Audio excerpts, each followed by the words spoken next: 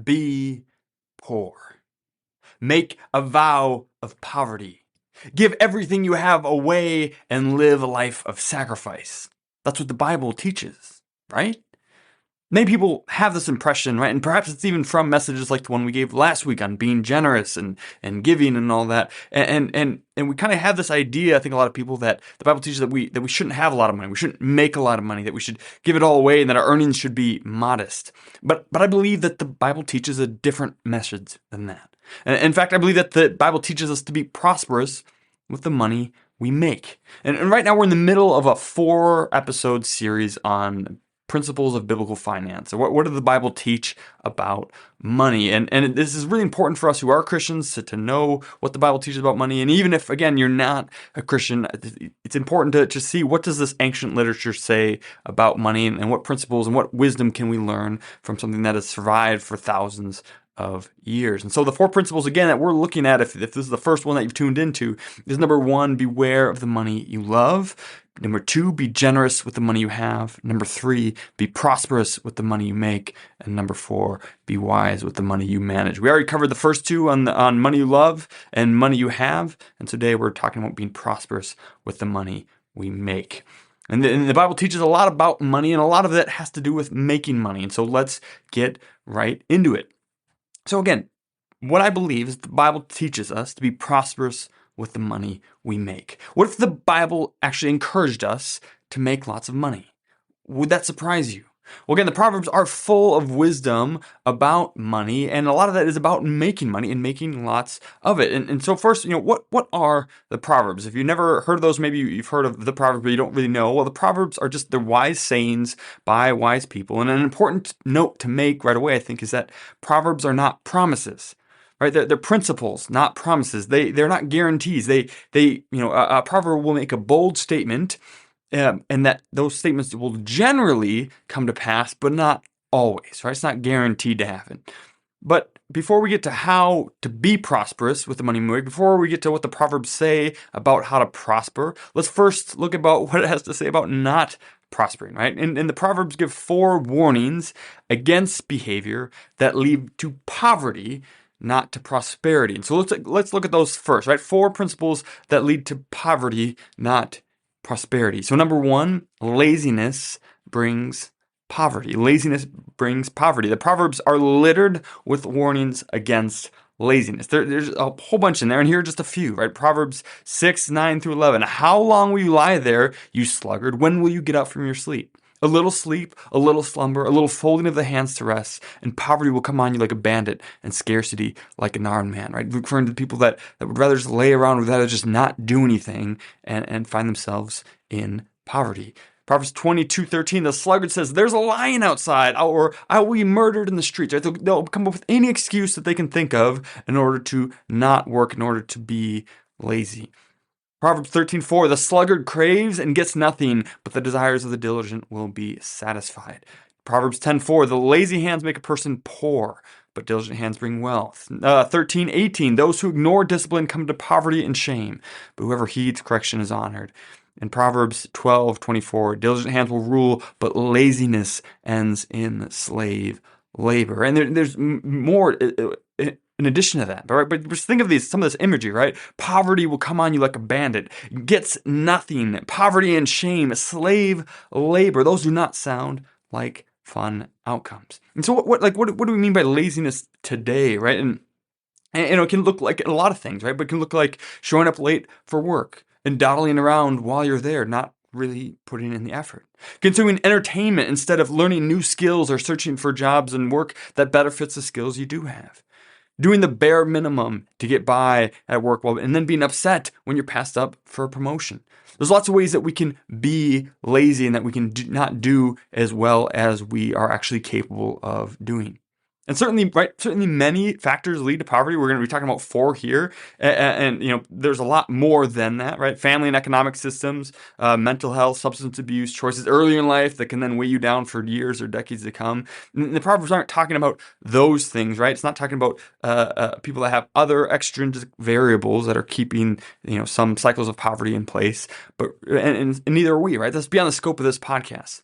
But I'm just as certain that as many people that are out there that are in poverty because of some of these issues, at least here in America, that there are also some that are in it just because of laziness. They just don't want to do the work. They'd rather be entertained. They'd rather be, just sit around and not work as hard as they do, the bare minimum, right? And that will lead to poverty. And the Bible speaks out against that, and it contrasts it with its positive alternative, which we'll get to in a minute. But first, let's continue to look on some of these principles of poverty. So number one was laziness brings poverty. Number two, haste brings poverty. If you want, do you want to make a quick buck, right? You want to get rich quick? Well, not according to Proverbs. Here's just a couple from the Proverbs, like Proverbs 12:11. He who works with the hands will have abundant food, but whoever chases fantasies lacks judgment. Or Proverbs 20:28. A faithful person will be richly blessed, but whoever hastens to get rich will not go unpunished. And 21:5. The plans of the diligent lead to profit as surely as haste leads to poverty. Haste brings poverty, right? Chasing fantasies bring poverty. And we've talked about this on the podcast before. Hey, people who want to get rich quickly end up losing it all. You have some people, right, that instead of investing, right, instead of the disciplined putting money into proven investments that grow over time, investing in the best business in the world, they speculate on risky ventures, and they're hoping to make a quick buck. They don't want to have the patience that it takes to build wealth over decades. They want it now, and so they speculate on cryptocurrency or whatever the latest fad is in order to make a quick buck, and they lose it. Or they're continually switching their investment strategies, right? They're chasing this investment because it did well, and then this one seems to be doing well, so they jump over here and they're chasing returns, always trying to get that highest possible gain, and they end up with substandard returns. And so if you're hasty in your approach to making money, you will not succeed. We can't chase fantasies. We can't be hasty. We must have the patience and discipline to do it right. So haste brings poverty. Number three, gluttony brings poverty. And here's, just honestly, here's some sobering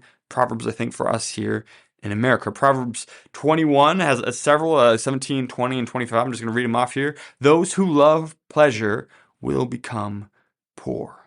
Those who love pleasure will become poor. Whoever loves wine and oil will never be rich. In the house of the wise are stores of choice food and oil, but the foolish person devours all they have. A foolish person devours all they have. And the sluggard's craving will be the death of them because their hands refuse to work. So our craving, right? The desire for more entertainment, for more food. Whoever, loves wine, or whoever loves food and drink and just wants to spend it all on their people who just spend everything they get all the time on things. These people, it says, will never be rich. Proverbs 23:20-21 say this: don't join those who drink too much wine or gorge themselves on meat, for drunkards and gluttons become poor, and drowsiness clothes them in rags. It doesn't matter how much money we make if we spend it all on our pleasures, right? It doesn't matter how much money we earn if we squander 100% of it on food and drink and entertainment. We will never be prosperous if our chief goal is pleasure. And we see that a lot, right? There's a lot of people in America that they make decent incomes. They make enough income to build wealth and to be rich, but they spend all of it. They devour all they have, and they never make it, right? And I've seen households, right? They make $100,000 a year, and they give 10%, and they save 20% of their income, and they are already, or they are set up to be multimillionaires by the time they reach the end. Not because they make an extravagant income, but because they're just diligent with what they have. They do the right things over time. So again, you can have a household that makes $100,000, gives 10%, saves 20%, and then I've also seen households that make $400,000 that give nothing and struggle to save 3% of their income because they just spend it all. There's not necessarily a correlation between how much, after a certain point, right after your basic needs are met, there really isn't much of a correlation between how much money you make and how smart you are with it. You can make that decision at any time. And all the discretionary income of some people goes to their pleasure, and maybe even more, right, if their credit card debt is any indication. And they'll never be prosperous because you cannot out-earn gluttony. You cannot out-earn the propensity to spend everything you make on pleasure. So gluttony brings poverty.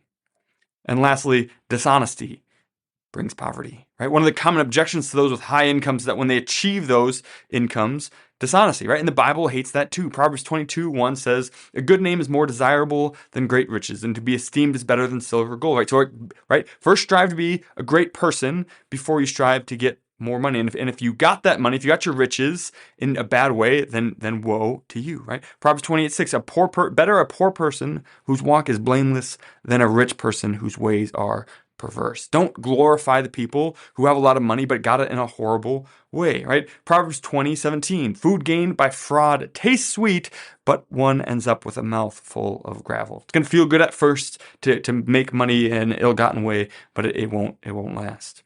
Proverbs 11:1, God hates cheating in the marketplace, but he loves when business is above board. And 21:6, a fortune made by a lying tongue is a fleeting vapor and a deadly snare. In our attempts to increase our income and be prosperous with the money we have, we must never resort to dishonesty or cheating, right? It'll never last. That you will be destroyed if we do that. So in our attempts to be prosperous with the money we make, to make more, to do well with it, to invest well, to build the money we have, we can never do it in a dishonest or cheating way. It's out of bounds. We can't do it. So dishonesty leads to poverty. So are we ready for some good news, right? We've talked about, there's a few things that the Proverbs say about how to not build prosperity, how to end up in poverty. And so here's some good news, right? Among other principles, the Proverbs also give us two for being prosperous with the money we make. And number one, diligence leads to prosperity. Diligence leads to prosperity. And we actually saw the antidote to laziness and haste in the Proverbs we read, right? We focused on the laziness part of it, but let's just look at them again, right? Proverbs 13:14, the sluggard craves and gets nothing, but the desires of the diligent are fully satisfied. The desires of the diligent are fully satisfied. Proverbs 13:18, those who ignore discipline come to poverty and shame, but whoever heeds correction is honored. Proverbs 12:24, diligent hands will rule, but laziness ends in slave labor, right? And again, like, we don't thankfully have slavery anymore here in America, but we do have people who are lazy and end up near slave labor because they never build any skills. And again, I'm not talking about any of the other things that could actually be causing this. Just of those people that really don't apply themselves and could do better, but just don't. They don't want to, and so they end up in really low paying jobs and close to slave labor, and they could get out of it, but they just don't, because they'd rather be entertained or spend their money on this, that, or the other thing. But those who are diligent end up being the bosses of those people and other things. So diligent hands will rule, but laziness ends in slave labor. The plans of the diligent lead to profit as surely as haste leads to poverty.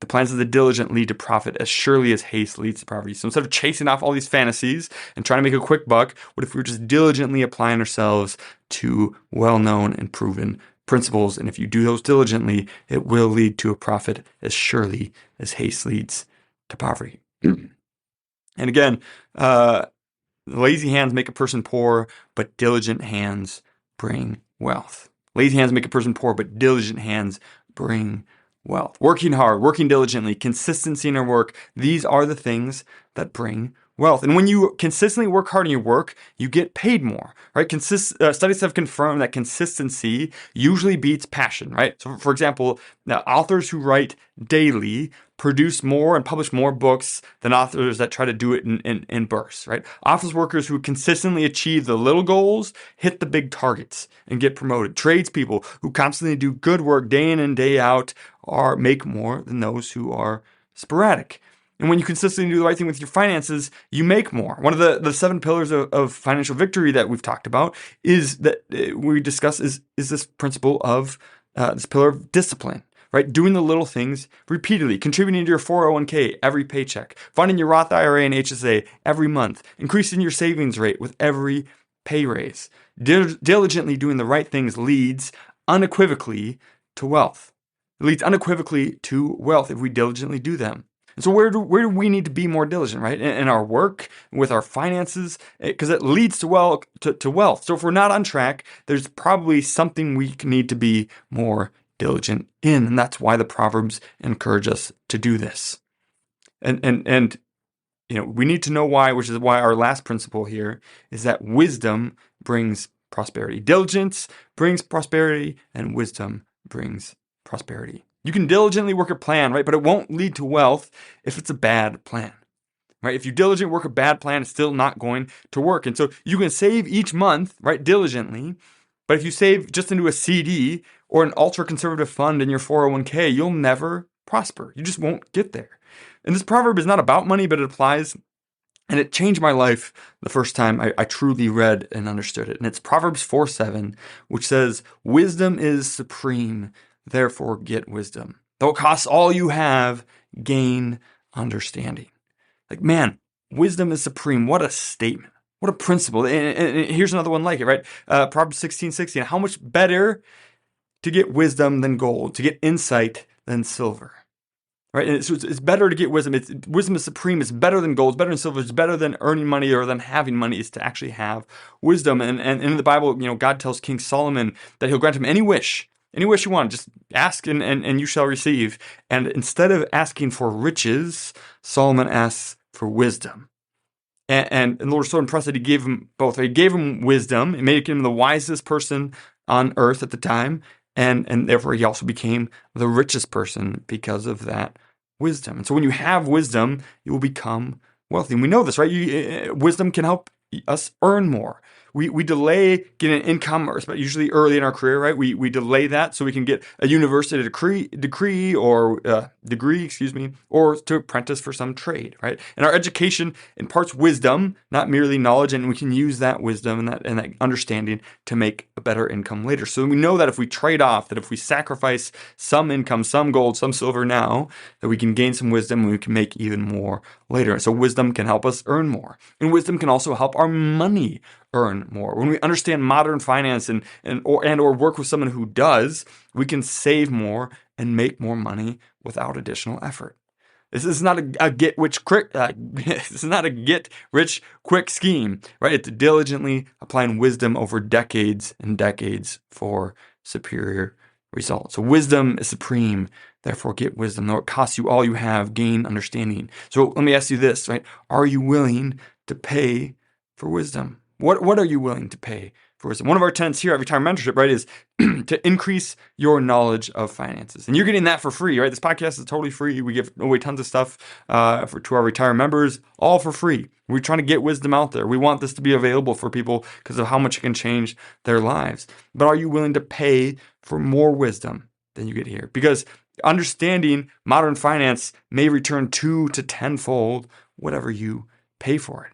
And so get wisdom, right? Act diligently on it, and you will be prosperous with the money you make.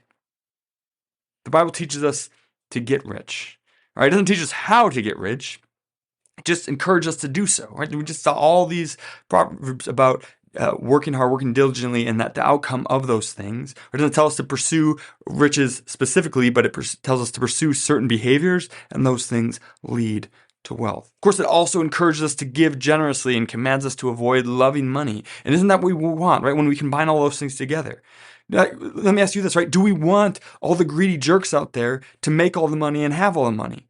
No, that's not what we want. Compare that with folks who love people instead of money and who are generous and wise with the money that they make and manage. And wouldn't we all be better off having more people like that earn and own the money?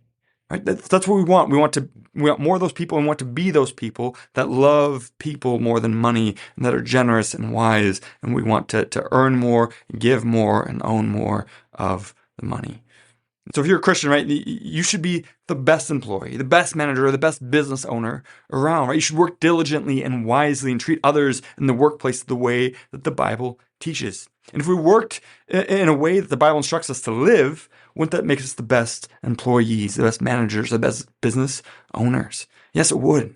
And if we were the best, wouldn't we also make more money to be generous with? Yes, we would. So the Bible doesn't, of course, I say the Bible teaches us to be rich, and really what it does is it teaches us to do certain things that will, all else being equal, cause us to become in charge of more money. The Bible doesn't teach us to be poor. It teaches us to be prosperous. And if you make a lot of money, or a little for that matter, then you'd better manage it well. And we're going to cover that next week with our last installment of the biblical principles on finances, which is to be wise with the money you manage. We'll see you next week. If you enjoyed that, you would love being part of our free membership community. It's called Retire Membership and it has a host of benefits all for free. For example, you can always buy my book, 3D Retirement Income, on Amazon. But if you join us at Retire Membership, we will send you either a hard copy or paperback for free, provide the ebook and the audiobook so that you can listen to it if you don't have time to read it. In addition to that, we'll also provide you with a bunch of content that you can't get anywhere else. For example, we have our quarterly Retire Mentorship magazine, which comes out quarterly and has no ads whatsoever. It's just timely content to help you stay the course. We also have workbooks for our free online workshop to help you get the most out of those, flowcharts to help you make better decisions, and a weekly email to provide timely content that you can unsubscribe from at any time.